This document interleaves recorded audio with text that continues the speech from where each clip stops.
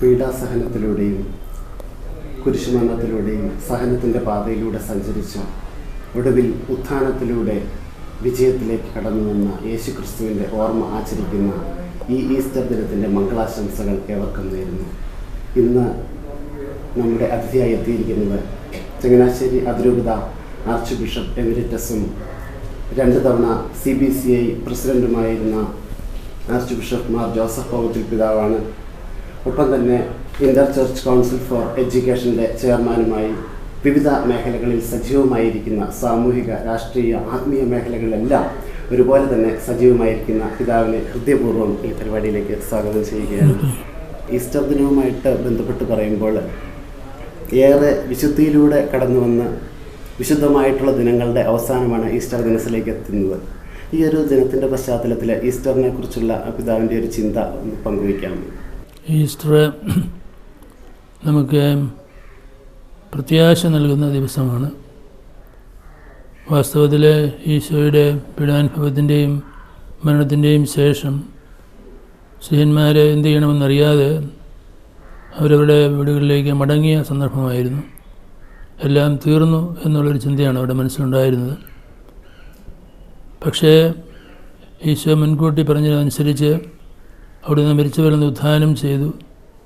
അവിടുന്ന് സ്വർഗത്തിലേക്ക് കയറി. അങ്ങനെയാകുമ്പോൾ ഈശോ പറഞ്ഞ കാര്യങ്ങളെല്ലാം കൂടുതൽ യാഥാർത്ഥ്യമാണെന്ന് മനസ്സിലാക്കുവാൻ ശിഷ്യന്മാർക്ക് സാധിച്ചു.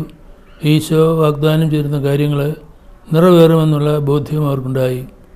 അതുകൊണ്ട് ആ പ്രത്യാശയിൽ ജീവിക്കുന്നവരായിട്ടാണ് നമ്മൾ ആദിമ ക്രൈസ്തവരെ കാണുന്നത്.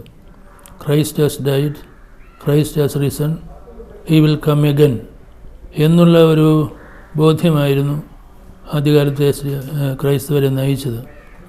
അതുപോലെ നമുക്കും പ്രത്യാശപൂർവ്വം മുൻപോട്ട് പോകുവാൻ ഈ ഉത്ഥാനത്തെക്കുറിച്ചുള്ള അനുസ്മരണം നമ്മളെ സഹായിക്കേണ്ടതാണ്. ഉത്ഥാനത്തിലൂടെ നമ്മൾ കൂടുതൽ ഉത്ഥാനത്തിൻ്റെ തിരുനാളിൽ പങ്കെടുത്ത ശേഷം കൂടുതൽ ഊർജ്ജസ്വലമായി നമ്മുടെ വിശ്വാസം അവതരിപ്പിക്കുകയും ആ വിശ്വാസത്തിലേക്ക് എല്ലാവരെയും ക്ഷണിക്കുകയും ചെയ്യേണ്ട ചുമതല നമുക്കുണ്ട്. കാരണം സത്യം മിശിഹായിൽ വെളിപ്പെടുത്തപ്പെട്ടിരിക്കുന്നു.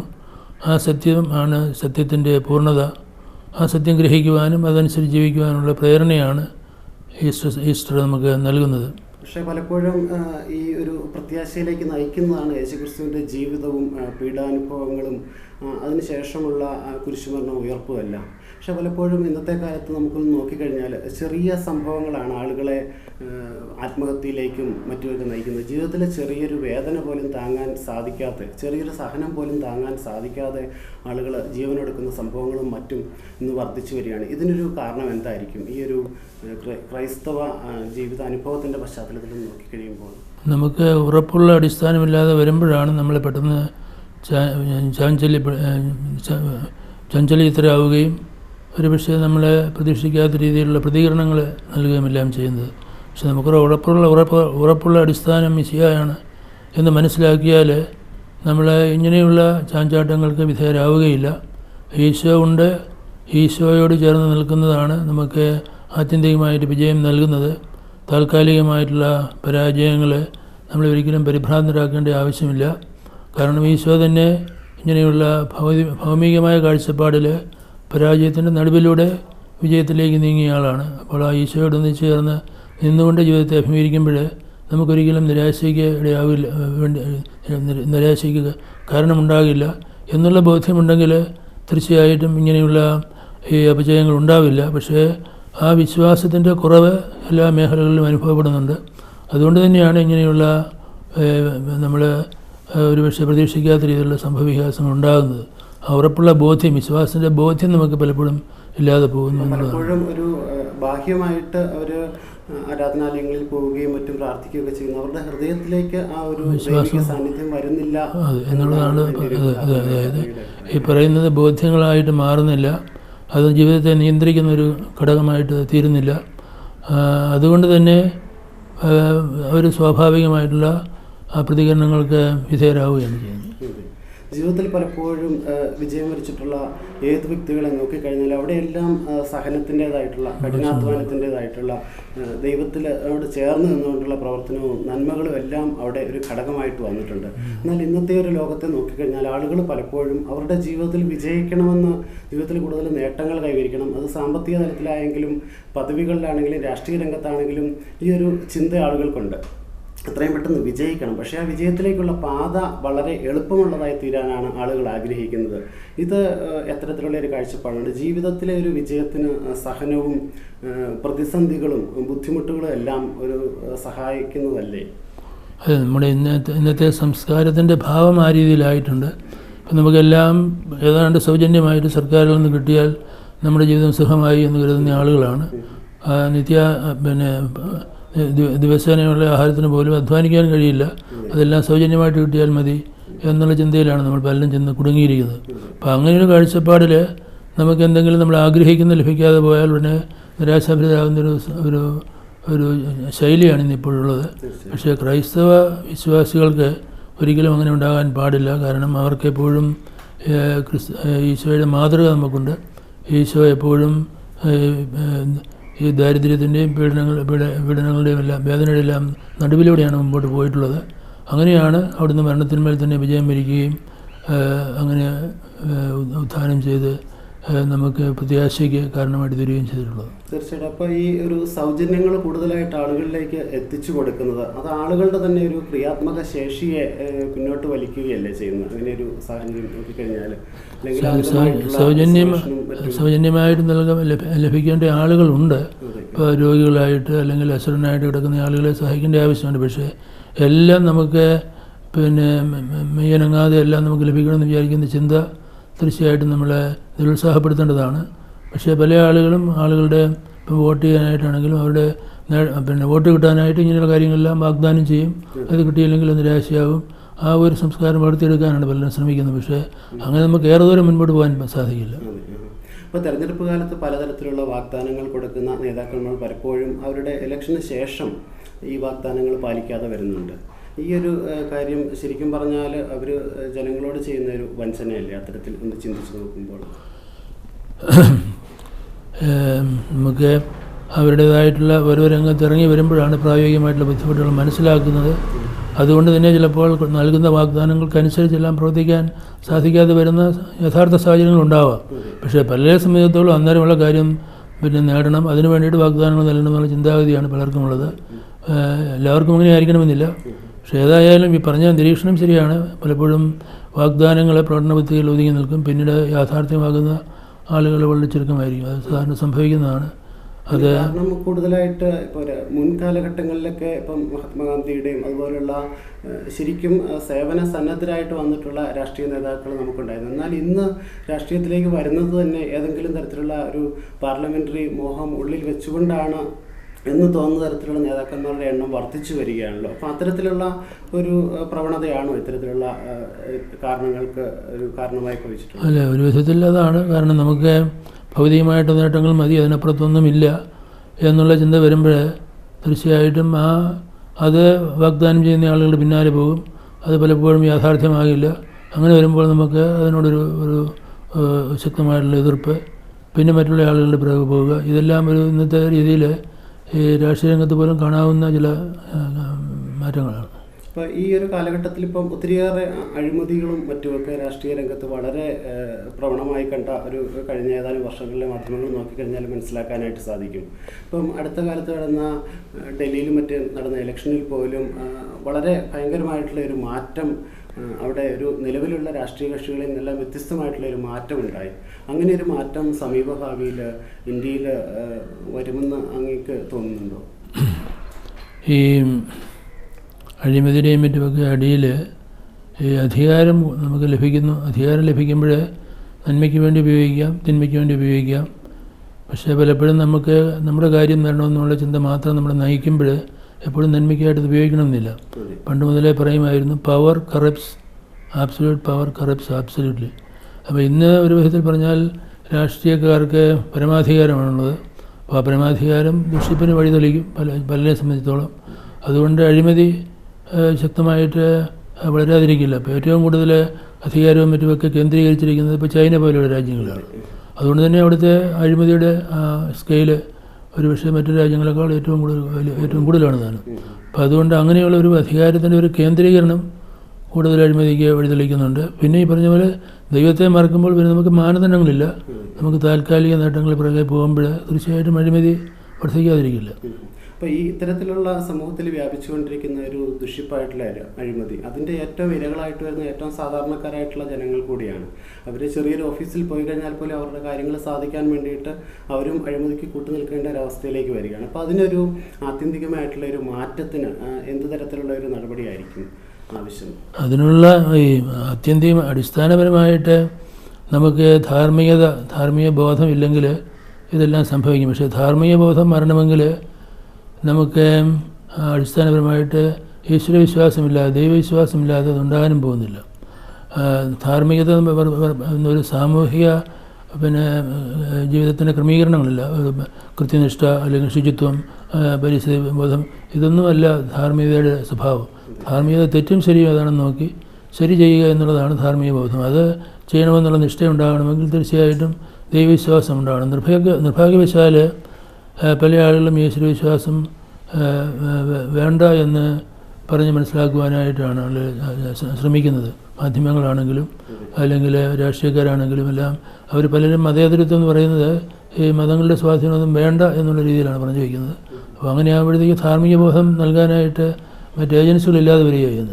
ഇപ്പം തന്നെ ഉള്ളതുപോലും ഇവരെ പിടിച്ച് പുറകിലാക്കുമ്പോഴേക്കും മതവിശ്വാസത്തെ മറ്റുമൊക്കെ അവഗണിച്ചുകൊണ്ട് ബോധനം നൽകുകയുമൊക്കെ ചെയ്യുമ്പോൾ ഈ അഴിമതി വർദ്ധിച്ചു വരുവാനും സാധ്യതയുള്ളൂ.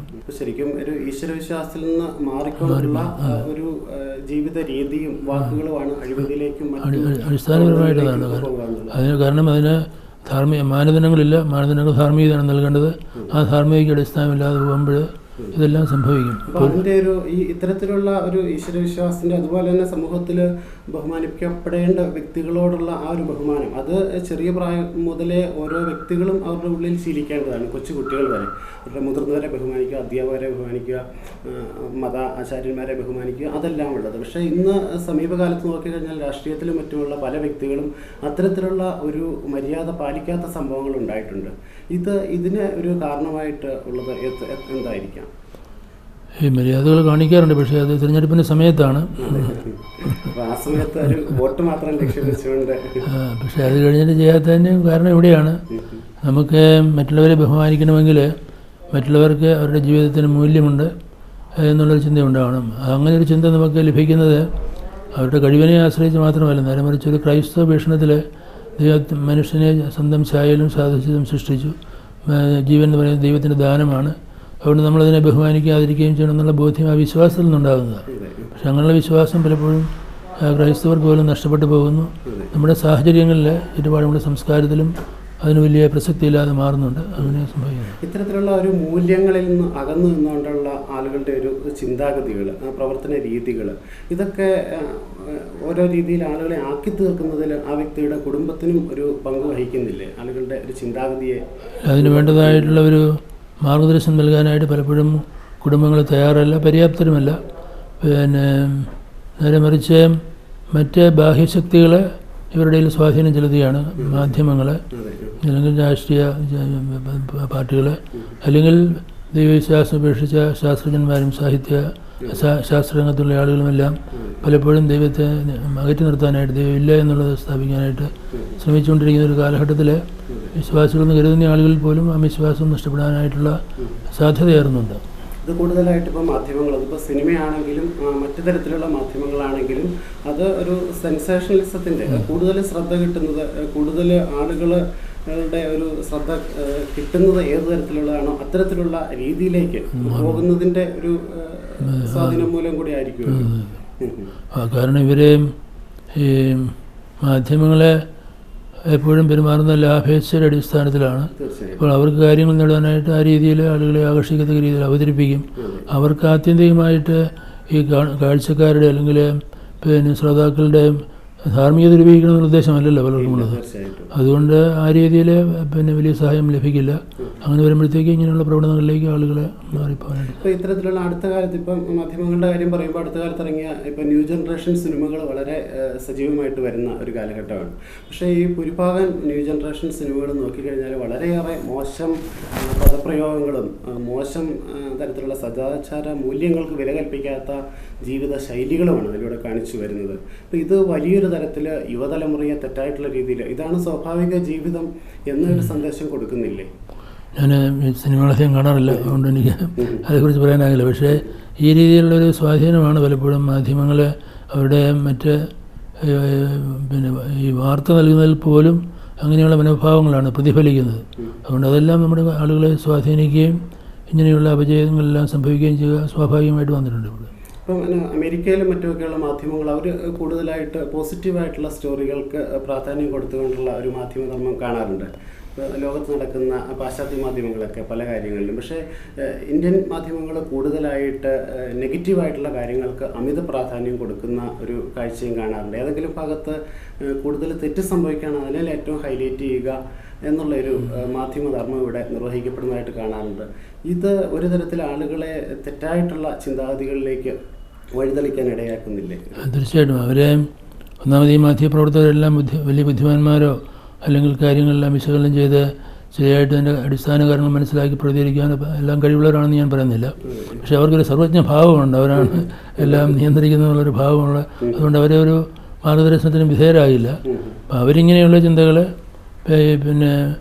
അവർക്ക് ലാഭമുണ്ടാക്കുന്ന രീതികൾ അവലംബിച്ച് ആളുകളെ ഇളക്കാനും ആളുകൾക്ക് വൈകാരികമായിട്ടുള്ള ചില ആളുകൾ ഉണ്ടാക്കാനും എല്ലാമുള്ള ശ്രമത്തിലാണ് അവർ ഏർപ്പെടുന്നത്. അപ്പോൾ അതെല്ലാം ഈ ധാർമ്മികതയിലേക്ക് നയിക്കണമെന്നില്ല. പലപ്പോഴും ധാർമ്മികതയ്ക്ക് വിരുദ്ധമായിട്ടുള്ള നിലപാടുകളായിരിക്കും പെട്ടെന്ന് ആകർഷകമായിട്ട് തോന്നുന്നത്, പ്രത്യേകിച്ചും കുട്ടികൾ ഇങ്ങനെയുള്ള ആളുകൾക്ക്.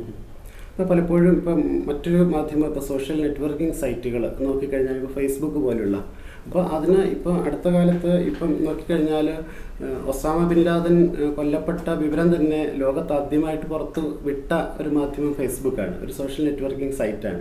അപ്പം കോടിക്കണക്കിന് ആളുകൾ ഉൾക്കൊള്ളുന്ന ഒരു മാധ്യമമായ ഈ സോഷ്യൽ നെറ്റ്വർക്കിംഗ് സൈറ്റിനെ പോസിറ്റീവായ രീതിയിലും നെഗറ്റീവായ രീതിയിൽ ഉപയോഗിക്കുന്നുണ്ട്. പക്ഷേ പോസിറ്റീവായ രീതിയിൽ മൂല്യങ്ങളും നന്മയും ആത്മീയ വിശ്വാസങ്ങളും ഒക്കെ ആളുകളിലേക്ക് പകരാൻ ഈ ഒരു ഇത്തരം സോഷ്യൽ നെറ്റ്വർക്കിംഗ് സൈറ്റുകളെ കൂടുതലായിട്ട് ഉപയോഗിക്കാനായിട്ട് കഴിയില്ലേ? ഈ മാധ്യമങ്ങൾ വാസ്തവത്തിൽ നിഷ്പക്ഷമാണ്. മാധ്യമങ്ങളെ നമുക്ക് ഏത് ആയുധവും പോലും നന്മയ്ക്കും തിന്മയ്ക്കുമായിട്ട് ഉപയോഗിക്കാം. പക്ഷേ മാധ്യമങ്ങൾ കൈയാളുന്ന ആളുകൾ, അതിൻ്റെ ഉടമകൾ, അവരുടെ ലക്ഷ്യം എന്താണ്? അവരുടെ ലക്ഷ്യം ലാഭമാണോ? അതുപോലെ തന്നെ മാധ്യമങ്ങൾ പ്രവർത്തിക്കുന്ന ആളുകളുടെ ലക്ഷ്യം അവർക്ക് കൂടുതൽ റേറ്റിംഗ് കിട്ടണം, അവർക്ക് കൂടുതൽ ശമ്പളം കിട്ടണം എന്നുള്ള ലക്ഷ്യം, അവർക്ക് അടിസ്ഥാനപരമായിട്ടുള്ള ധാർമ്മിക ചിന്ത ഇല്ലെങ്കിൽ തീർച്ചയായിട്ടും ഇങ്ങനെയുള്ള രീതിയിലേക്ക് അവരെ കൊണ്ടുപോയി പണം നേടാൻ, ലാഭം ഉണ്ടാക്കാൻ, അല്ലെങ്കിൽ കൂടുതൽ പ്രശസ്തി, കൂടുതൽ ആളുകളുടെ കൈയ്യടി നേടാനുള്ള രീതിയിലേക്ക് അവർ ആ മാധ്യമങ്ങളെ പ്രവർത്തിപ്പിക്കുകയുള്ളൂ. അപ്പോൾ അവിടെയെല്ലാം അടിസ്ഥാനപരമായിട്ട് ഈ കാഴ്ചപ്പാടിലാണ് വ്യത്യാസം വരേണ്ടത്. അപ്പോൾ ശരിക്കും പറഞ്ഞാൽ ആളുകളിലേക്ക് എത്തേണ്ട പല വാർത്തകളും എത്താതിരിക്കുകയും